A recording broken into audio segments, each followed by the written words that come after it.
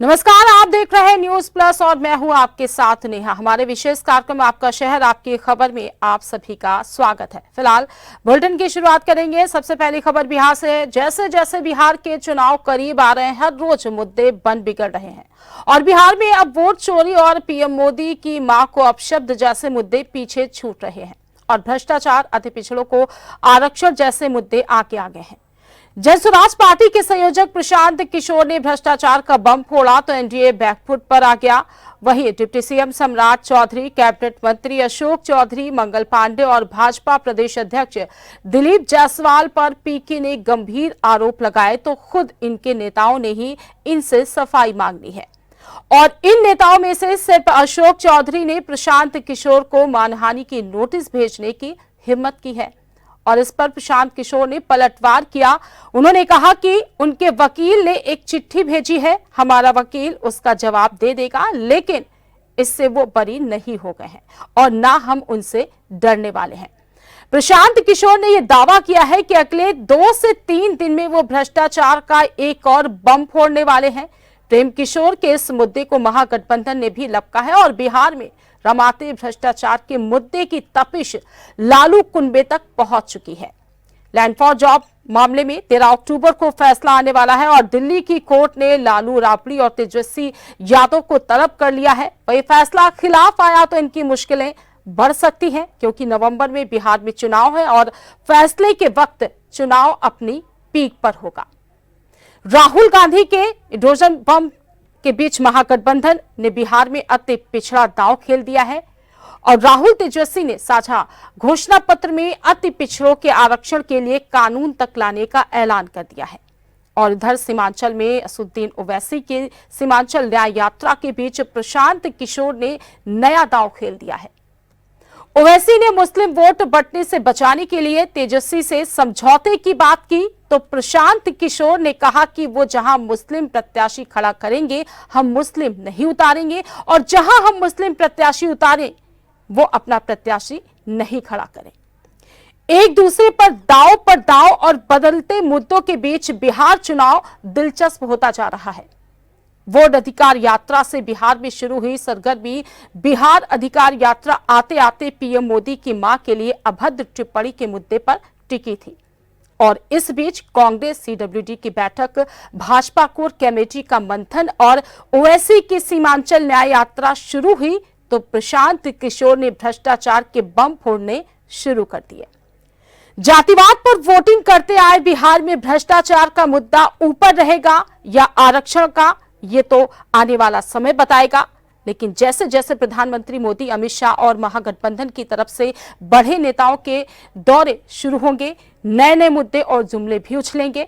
Voting का दिन आते आते बिहार का चुनाव अभी कई करवट भी लेगा। कौन सा मुद्दा आखिर तक जाएगा ये कह पाना थोड़ा अभी मुश्किल होगा। तो आइए सुनते हैं बिहार के मंत्री अशोक चौधरी का प्रशांत किशोर को जवाब और प्रशांत किशोर का उन पर पलटवार। हमने लीगल नोटिस के माध्यम से उन पर प्रश्न किया है और हमने उनको कहा है कि जिस जमीन की आप चर्चा कर रहे हैं वो जमीन ऑलरेडी हमारे इलेक्शन पिटीशन में लिखा हुआ है, डाला हुआ है, तो वो बेनामी कैसे है? ठीक है ना, देयर इज अ बेनामी के लिए एक तरीका है कि आप किसी और के नाम पर लेकर खरीदे हुए। जब हम पैसा दे करके हमने खुद लिया है, हमने इलेक्शन एफिडेविट में लास्ट ईयर अप्रैल में ही डाला हुआ है, तो वो बेनामी कैसे हुआ? जो अकाउंट पर करोड़ों का हेर फेर है तो वो अकाउंट कौन है? अकाउंट कौन सा अकाउंट है दीजिए। तीसरा कि कौन सी जमीन हमने खरीदा है करोड़ों अरबों खरबों रुपए की पटना में, उसका डिटेल दीजिए। अब है कि सिर्फ प्रेस कॉन्फ्रेंस में लगाने से नहीं होगा ना, कोर्ट में एफिडेविट के माध्यम से होता है। कोई भी बहस जवाब सवाल एफिडेविट के माध्यम से होता है। एफिडेविट के माध्यम से आइए, हम भी तैयार हैं एफिडेविट के माध्यम से, आप भी तैयार होइए एफिडेविट के माध्यम। कांग्रेसियों के लिए शुभ संकेत है, लेकिन और पहले से ही सब किए रहते तो शायद कुछ अच्छा रिजल्ट आता, कांग्रेसियों को और अच्छा रिजल्ट होता। लेकिन काफ़ी देर के बाद सीडब्ल्यूसी हो रहा है, ये तो ज़्यादा से ज़्यादा आरजेडी से सीट लेने के लिए हो रहा है। मैंने ये कहा है कि अपने आप को मुसलमानों के रहनुमा कहना, जो दल अपने आप को मुसलमानों का रहनुमा बताते हैं, अगर उनको मुसलमानों की इतनी ही चिंता है तो जनसुराज अपनी ओर से घोषणा कर रहा है कि जहां पर वो मुसलमानों को टिकट देंगे वहां पर जनसुराज मुसलमान नहीं लड़ाएगा। वो भी अब ये घोषणा कर दें कि जहां पर जनसुराज मुसलमान लड़ाएगा वो भी मुसलमान को नहीं लड़ाएंगे। अगर उनको भाजपा को हराने की इतनी चिंता है तो घोषणा करके देख लें। वो नहीं करने वाले। बिहार के लोग नेताओं के बच्चों के लिए वोट देते रहेंगे, तब तक नेताओं के बच्चे बढ़ते रहेंगे। जनसुराज 3 साल से यही कह रहा है कि जिस दिन आप अपने बच्चों के लिए वोट दोगे तब आपके बच्चों की स्थिति सुधरेगी, नहीं तो कभी लालू जी के बच्चे का जीवन सुधरेगा, कभी अमित शाह के बच्चों का जीवन सुधरेगा। ऐसा है कि मानहानि का दावा भेजना आप लोग तो ऐसे कह रहे हैं जैसे उनको सुप्रीम कोर्ट से कोई बरी कर दिया गया। अरे भाई, उन पर आरोप लगा और आरोप का जवाब देने के बजाय अपने किसी वकील से 2 पन्ने का एक नोटिस भेजे। हमारी ओर से भी कोई वकील उसका जवाब दे देगा। और आपके माध्यम से ये बता दे रहे हैं, ये पहले भी हमको मानहानि का नोटिस भेजे थे, ये दूसरी बार भेजे हैं। आज 2 दिन के बाद अब इनका और खुलासा करेंगे तो एक और नोटिस बनाकर तैयार कर लें। प्रशांत किशोर अशोक चौधरी से डरने वाले हैं। ये 10 को नोटिस भेजेंगे तो भी इनका जान नहीं छोड़ने वाले। आपको बता तो दिया कि भैया अगले 2-3 दिन में इन पर नेक्स्ट किस्त फिर जारी की जाएगी। और इन्हीं पर नहीं, जो नेता जवाब नहीं देगा, दिलीप जायसवाल ने जवाब नहीं दिया, उन पर जारी किया गया किस्त। मंगल पांडे अब जवाब नहीं दिए, उनका नेक्स्ट किस्त जारी किया गया है। सम्राट चौधरी ने जवाब नहीं दिया तो उनके बारे में बताया गया है। अशोक चौधरी को भी नहीं छोड़ा जाएगा। मेरे भाई, आप ये बता दीजिए कि पिछले 3 साल में बिहार का कौन सा ऐसा वर्ग है जिसने पटना में प्रोटेस्ट नहीं किया है? अभ्यर्थियों ने प्रोटेस्ट किया, टीईटी वालों ने प्रोटेस्ट किया, सांख्यिकी वालों ने प्रोटेस्ट किया, बीपीएससी वालों ने प्रोटेस्ट किया, आंगनबाड़ी सेविकाओं ने प्रोटेस्ट किया, आशा वर्कर ने प्रोटेस्ट किया, इवन सीओ वीडियो जाके प्रोटेस्ट कर रहे हैं। तो जब सरकार का नेतृत्व अचेतन अवस्था में है और अधिकारियों का जंगल राज है तो यही होगा जो हो रहा है। कांग्रेस सीडब्ल्यू की बैठक और राहुल गांधी के हाइड्रोजन बम का अब एनडीए की तरफ से केंद्रीय मंत्री गिरिराज किशोर और चिराग पासवान ने जवाब दिया है। तो आइए सुनते हैं उन्होंने क्या कुछ कहा है। जब वो फोड़ेंगे तो पता चलेगा कि क्या है उनका ये हाइड्रोजन बम। बट अभी तो जितनी बार वो आते हैं वो उसी चीज़ को बल देते हैं जिसकी वजह से एसआर की प्रक्रिया को शुरू किया गया है। उनका बार बार आना और ये कहना कि किस तरीके से वोटर लिस्ट में धांधली हो रही है, इसी वजह से तो एसआर को लाया गया है। एक तरफ शिकायत भी आप करेंगे, दूसरी तरफ आपकी उस शिकायत के समाधान के लिए जो प्रक्रिया का पालन किया जाएगा उसमें भी आपको दिक्कत है। तो छिट भी आपकी, पट भी आपकी, ये चलेगा नहीं ना। ऐसे में अगर आपको इस व्यवस्था से कोई दिक्कत है, कोई समस्या है, तो आपके पास कानूनी विकल्प भी मौजूद हैं। बट सिर्फ आना, आरोप लगाना और चले जाना, ये गलत सोच है। ये नेपो किड का तो जवाब दे दे। विजन डॉक्यूमेंट्स नेपो किड का है क्या? विजन डॉक्यूमेंट इनका है भारत विरोध।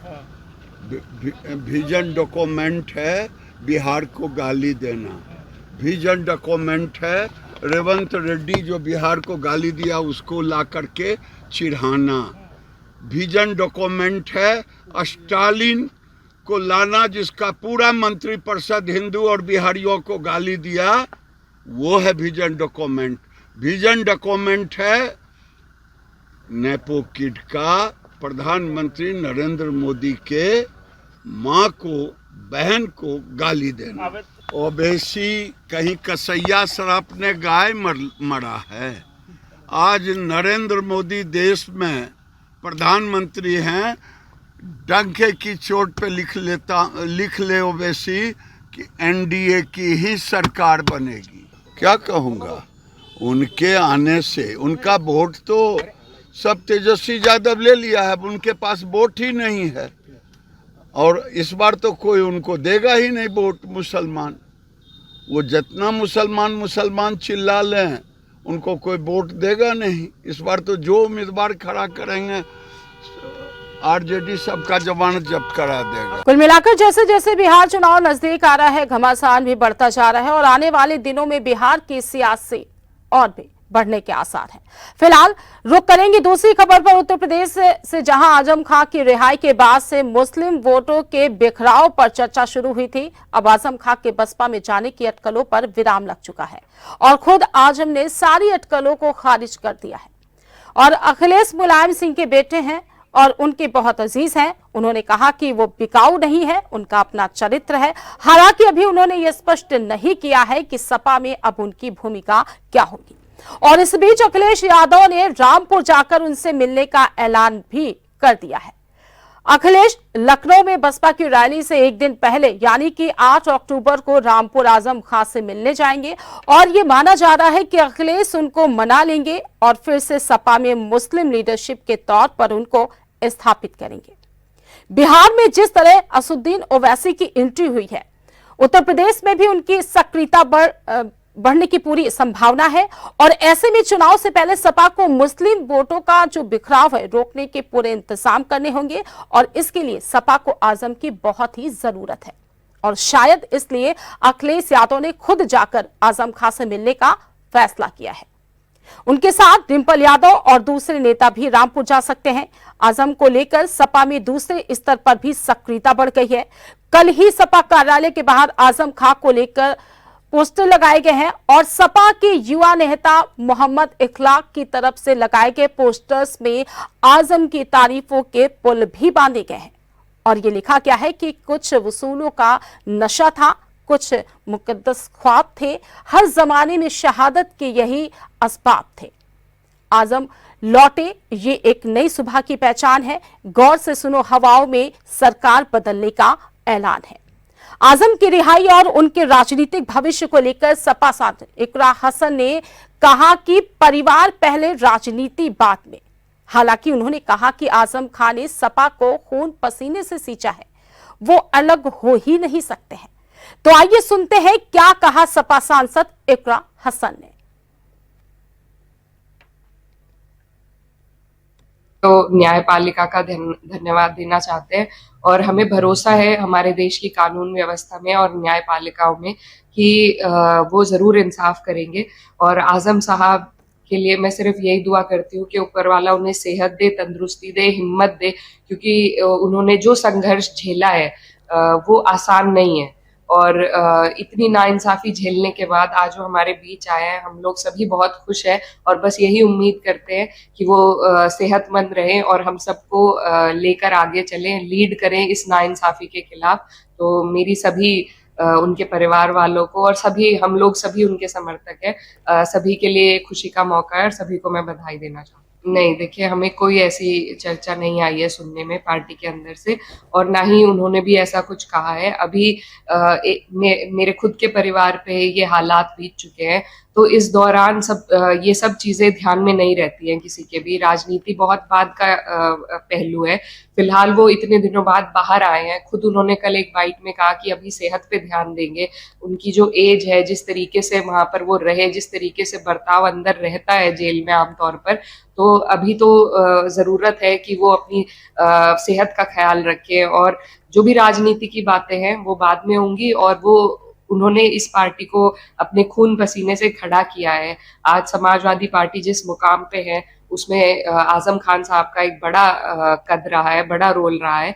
तो मुझे नहीं लगता कि अपने आप शुरू की हुई इस पार्टी को वो छोड़ के कभी भी जाएंगे। और पार्टी में जितना सम्मान उनका है उतना और किसी का मुझे नहीं लगता है। तो ये एक परिवार की बात है। आज परिवार मुश्किल में था, अब निकल के वो आए हैं, तो राजनीति की बातें अभी कोई कर भी नहीं रहा है, आगे होंगी। लेकिन मुझे पूरी उम्मीद है और पूरा यकीन है कि वो समाजवादी को पार्टी को जिस तरीके से उन्होंने चलाया, आगे भी वो इसी तरीके से। जेल में रहने के दौरान आजम खां से सपा की दूरी, आजम समर्थकों और खुद उनकी पत्नी सपा पर आरोपों से दूरियां काफी बढ़ गई थी। और इस बीच आजम खां की पत्नी की मायावती की मुलाकात की चर्चाओं ने अटकलों को जन्म दिया था, जो कि थमती नजर आ रही है। और अब खबर कानपुर से है। आपको बता दें कि समाजवादी पार्टी के पूर्व विधायक इरफान सोलंकी और उनके दोनों भाइयों को इलाहाबाद हाई कोर्ट से आज जमानत मिल गई है। जल्द तीनों भाई जेल से बाहर आ जाएंगे। इरफान और उनके भाइयों के खिलाफ गैंगस्टर का मामला पुलिस ने दर्ज किया था। 27 माह से इरफान सोलंकी महाराजगंज जेल में है। इरफान के जेल जाने के बाद सीसामऊ विधानसभा से उपचुनाव उनकी पत्नी नसीम सोलंकी ने चुनाव जीता और बराबर अपने पति की पैरवी में लगी रही। विधानसभा में जब उनको बोलने का मौका मिला तो कहा था, तूफानों से कह दो हम वो परिंदे नहीं जो घरों में कैद हो जाएं। उन्होंने कहा था कि पति 27 महीने से जेल में है, लेकिन वो हिम्मत हारने वाली नहीं है और अंततः उनको सफलता मिली और इरफान अब जेल से बाहर आने वाले हैं। इरफान के बाहर आने से दूसरे दलों के ज्यादा सपा में ही खलबली है। पिछली तारीख में कानपुर आए इरफान ने कहा था कि अब उनके घर में 2 विधायक होंगे। उन्होंने बिना नाम लिए कहा था कि कानपुर में 2 मुस्लिम सीटें हैं, दोनों में पति पत्नी लड़ेंगे और इसके बाद पार्टी के अंदर चर्चाएं गर्म हो गई थी। पिछले दिनों ही इरफान की एक याचिका पर सुप्रीम कोर्ट ने मौखिक टिप्पणी की थी और उनकी पत्नी निर्वाचित विधायक है, उनको विधायक बने रहने दें और काम करते रहें। जाहिर है कि सुप्रीम कोर्ट का मत है कि निर्दोष साबित होने पर भी वो अपनी विधायकी वापस पाने के लिए प्रयास ना करें और अब इरफान सुप्रीम कोर्ट के इस मत पर कायम रहते हैं तो अपनी राजनीति के लिए भविष्य में सपा से एक और सीट चाहेंगे, जैसा कि वो पहले ही जता चुके हैं। लंबे समय जेल में रहने के बाद उनकी जमानत पर घर और परिवार में खुशी की लहर है। तो आइए सुनते हैं क्या कहा इरफान की मां ने।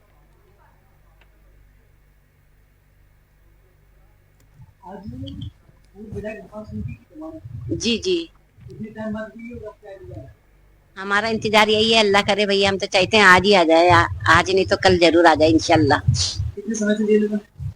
3 साल होने वाले हैं जी। अच्छा, पिछली कई ऐसी तारीखें जी जी जी जी जी जी, इंतजार तो बराबर रोज आना ही करते, सुबह शाम जी। आज इंतजार पूरा हो गया, अल्लाह ने कर दिया इंशाल्लाह जी।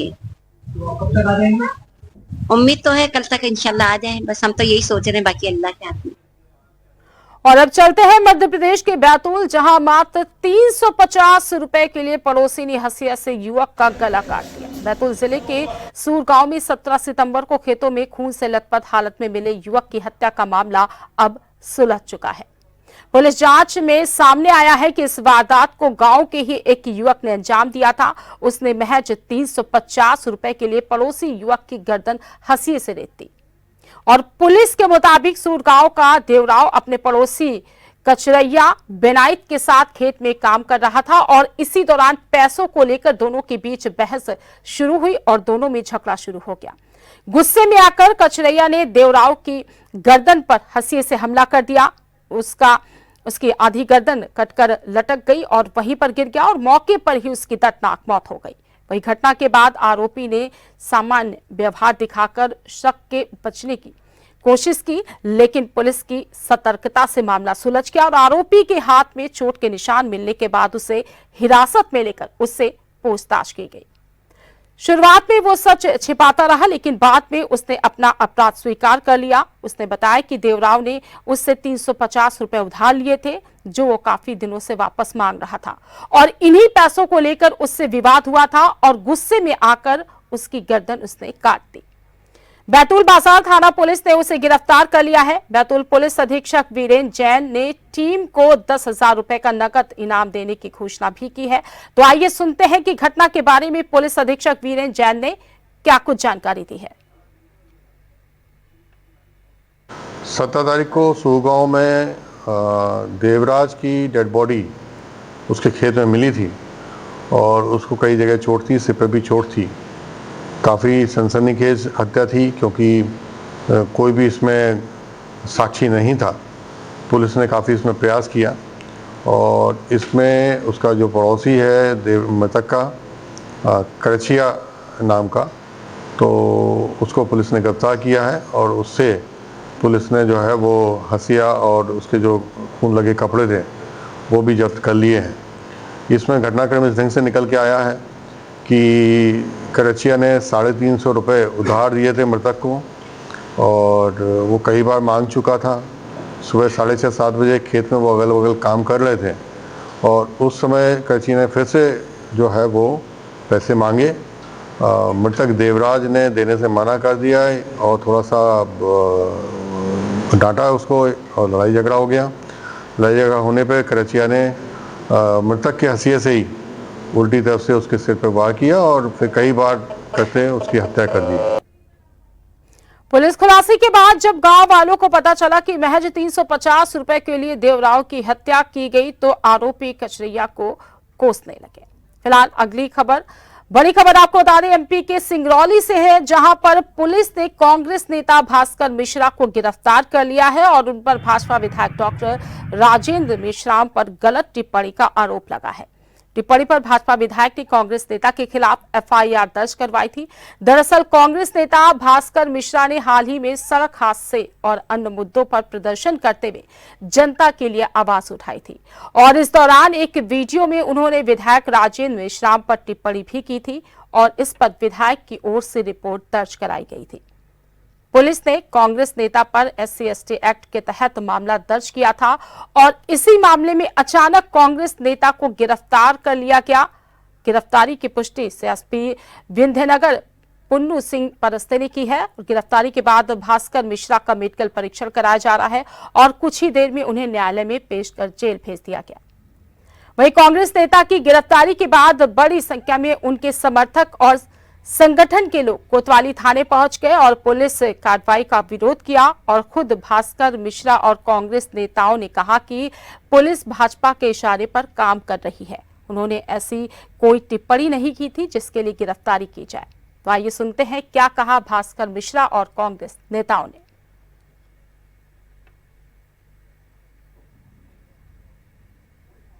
कांग्रेस नेता भास्कर मिश्रा के खिलाफ SC/ST का मुकदमा दर्ज किया गया है। में यहाँ पर से उन्हें ले जाया गया है ट्रॉमा सेंटर, इसके बाद न्यायालय में पेश किया जाएगा। कई लोगों का कहना है कि विधायक राजेंद्र मेश्राम के द्वारा जो ये आरोप लगाए गए हैं वो आरोप दरअसल सही नहीं है। जैसा भी हो, कुछ वक्तव्य दिया था, उस वक्तव्य के बाद जो केस दर्ज किया गया है उसके बाद कई लोग यहाँ पहुँचे, कांग्रेस के नेता हैं, उनके समर्थक में। आइए हम जान लेते हैं क्या कुछ करना चाहेंगे।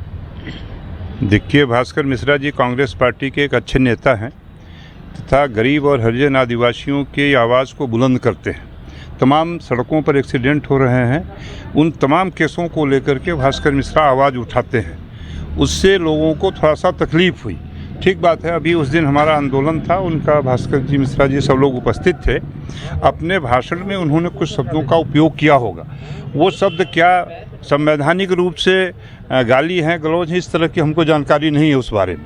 पर चूंकि यहाँ ये पता चला कि उन्होंने जो भाषण दिया उस भाषण के शब्द ऐसे थे जो शब्द सुन कर के और विधायक जी को खराब लगा और इसलिए उन्होंने मुकदमा कायम किया। क्या बात हुई थाने में, क्या कहेंगे इस पर? अभी जैसे हमको जानकारी मिली सोशल मीडिया के माध्यम से कि भास्कर मिश्रा जी को पुलिस ने अरेस्ट कर लिया। सुनने के बाद मैं तुरंत आया थाने। आदरणीय शर्मा जी, अनिल दादा, सभी टीम जो है, अमित द्विवेदी जी, CP शुक्ला जी, इन सब के बीच में हुआ जो है तो TI साहब से बात हुई। TI साहब ने बताया कि उनको अरेस्ट कर लिया गया है जो है। तो सबसे पहले तो मैं ये पुलिस के इस मनमानी तरीके का मैं विरोध करता हूँ। सुप्रीम कोर्ट की साफ साफ रूलिंग है कि जिन धाराओं में 7 साल तक की सजाएं हैं पुलिस अरेस्ट नहीं कर सकती। कतिपय कोई बहुत बड़ा गुंडा है, स्मगलर है, भाग जाएगा, कभी मिलेगा नहीं, तो ऐसे व्यक्ति को आप हथकड़ी भी लगा सकते हैं, अरेस्ट भी कर सकते हैं। निश्चित रूप से भास्कर मिश्रा जी जैसा बता रहे हैं कि वही देवसर विधायक को उन्होंने ऐसे शब्दों का इस्तेमाल किया जिससे देवसर विधायक आहत हुए हैं। तो अगर उनको सम्मान में ठेस पहुंचाए तो उनको मानहानि का दावा करना चाहिए, कोर्ट में जाना चाहिए। पुलिस एक आदमी के कहने से मुकदमा कायम करती है, एक आदमी के कहने से। अभी आपके खिलाफ तमाम लोग लिखे हैं, आप जाइए तो आपके खिलाफ FIR नहीं होगा, पुलिस कह देगी जाइए आप कोर्ट में इस्तगासा दायर करिए या मानहानि का करिए। अब विधायक जी ने कह दिया तो पुलिस ने मुकदमा कायम कर दिया। मैंने ये कहने में मुझे ज़रा भी हर्जा नहीं है कि आज भारतीय जनता पार्टी SC/ST का जो केस लगा है उसमें व्यक्तिगत तरीके से जातिगत का नाम लेना होता है, यहाँ पर कुछ इससे नाम आए? बिल्कुल, वो जिस तरह से लोग बता रहे हैं कि भास्कर मिश्रा जी ने शब्दों का इस्तेमाल किया है और जो ST/SC का उद्देश्य है वो पूरा नहीं हो रहा है, क्योंकि ST/SC ये कहती है कि किसी दलित वर्ग को आप बीच सभा में उस पर जाति सूचक शब्दों का इस्तेमाल करके हे दृष्टि देखें, उसको दूर करें, उसकी अवहेलना करें, तब ये ST/SC एक्ट लागू होती है। उन्होंने अब और वो एक क्राइटेरिया है ST/SC का, अब कोई मजिस्ट्रेट बन गया, कोई जज बन गया, कोई विधायक बन गया, प्रधानमंत्री बन गया, तो ST/SC एक्ट में वो नहीं आता जो है। अब नेता को गाली नहीं देंगे, नेता से मांग नहीं करेंगे, नेता से लोग बात नहीं करेंगे तो किससे करेंगे? तो स्वाभाविक है एक नेता से ही बात करेगा। बिल्कुल बिल्कुल। क्या कुछ कहेंगे यहाँ पर आए? देखिए, ये कांग्रेस पार्टी के ऊपर, नेताओं के ऊपर दबाव बनाने की रणनीति है। कांग्रेस जब भी जनता के मुद्दे उठाती है, चाहे विस्थापन का मुद्दा हो, सड़क का मुद्दा हो, वहाँ पे मुकदमा होना ही होना है। बंदा में हिंडाल्को में आप देख रहे हैं, हज़ारों लोगों की ज़मीनें चली गई, उनके मकान चले गए, उनको मुआवजा नहीं दे रहे हैं। वहाँ की बात करेंगे, मुकदमा हो जाएगा। और आपने सुना होगा 151 का जो मुकदमा होता है, उसमें एक धारा तहसीलदार लगाते हैं और उसमें 5 मिनट में, आधा घंटा में जमानत हो जाती है। मगर 151 में कांग्रेस का नेता है तो वो 1-1 महीना जेल जाता है। तो उसी तरह के मुकदमे हैं। अगर उनको तकलीफ लगी विधायक जी को, तो वो उनको मानहानि करना चाहिए, उनको नोटिस देना चाहिए। 1 करोड़ 2 करोड़ जो भी उनका नोटिस बनता है वो होना चाहिए। ये मुकदमा इस तरह से, ये परंपरा ठीक नहीं है। सिंगरौली का जो वातावरण है इससे खराब होता है। क्या लगता है अडानी कंपनी पर आवाज़ उठाने पर इस तरीके से कल भी एक जिला बदर की कार्रवाई हुई थी, क्या कुछ कहेंगे इस तरह की घटनाएं? चूँकि आज जिस तरह से अडानी पूरे देश में हावी है और भाजपा सरकार पूरी तरह से अडानी की मदद कर रही है, कहीं न कहीं अडानी के खिलाफ ज़्यादा बोलना भास्कर जी के लिए महंगा पड़ा है। और भाजपा के दबाव में पुलिस प्रशासन ने उनके ऊपर ST/SC का मुकदमा पंजीबद्ध किया है, जो गलत है। यदि विपक्ष का नेता अपनी आवाज़ नहीं उठाएगा, जनता की आवाज़ नहीं उठाएगा, विधायकों से सवाल नहीं करेगा, तो वो तानाशाही और चरम पर होगी। इसका हम लोग विरोध करते हैं। बिल्कुल। तो देख रहे हैं कि जिस तरीके से सड़क हादसे और तमाम मुद्दों पर आंदोलन किए, उस आंदोलन के खिलाफ जो आवाज़ उठी, इसके बाद जो है उनके भास्कर मिश्रा कांग्रेस के जो नेता थे उनके ऊपर ये केस दर्ज कर दिया गया। तो निश्चित रूप से इसके पहले भी अडानी के खिलाफ जो मामले आए थे उस पर भी कल एक जिला बदर की कार्रवाई हुई, जो शांतिपूर्ण प्रदर्शन करने के बाद। तो कांग्रेस नेता समर्थक में आए हुए हैं। फिलहाल भास्कर मिश्रा को न्यायालय पेश किया जाएगा और अब देखना होगा कि उनकी जमानत हो पाती है या नहीं, ये आने वाला वक्त ही बताएगा। कैमरा पर्सन अनिल कुमार के साथ अतुल दुबे, न्यूज़ प्लस, सिंगरौली। और अब सुनते हैं गिरफ्तारी पर क्या कहा CSP विंध्यनगर पुन्नू सिंह परस्ते ने। सोशल मीडिया फेसबुक पेज पर एक वीडियो वायरल हुआ था, जिसमें भास्कर मिश्रा के द्वारा देवसर विधायक श्री राजेंद्र मिश्राम जी के विरुद्ध अश्लील बातें कही गई थी। विधायक जी की लिखित रिपोर्ट पर थाना बेड़न में 296 भारतीय न्याय संहिता व 325 SC/ST एक्ट के तहत इसमें मामला पंजीबद्ध किया गया है और इसको विवेचना में लिया गया। आज दिनांक को अभियुक्त भास्कर मिश्रा को अभिरक्षा में लेकर के गिरफ्तार किया गया है और आज माननीय न्यायालय पेश किया जा रहा है। सर, इस पूरे मामले में आवेदक कौन है और किस तरह की टिप्पणी किए थे, अगर कुछ? ये इसमें आवेदक, जैसा कि मैंने बताया, देवसर विधायक जी श्री राजेंद्र मिश्राम साहब हैं, इसमें आवेदक हैं और इन्होंने इनके विरुद्ध भास्कर मिश्रा के द्वारा अश्लील एवं आपत्तिजनक बातें सोशल मीडिया में एक जो वीडियो वायरल हुआ है उसमें कहेंगे। क्या उसमें उन्होंने कहा है? कितने मामले दर्ज हैं लगभग भास्कर मिश्रा के ऊपर? थाना बेड़न और जिले के विभिन्न थानों में भास्कर मिश्रा के विरुद्ध 14 मामले पंजीबद्ध हैं, जिसमें 2025 में कुल 5 मामले पंजीबद्ध हुए। किस प्रकार के मामले दर्ज हैं? इसमें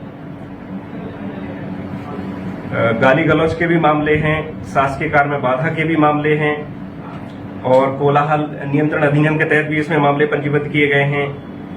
इसके अतिरिक्त बलवा के भी इसमें मामले पंजीबद्ध हैं।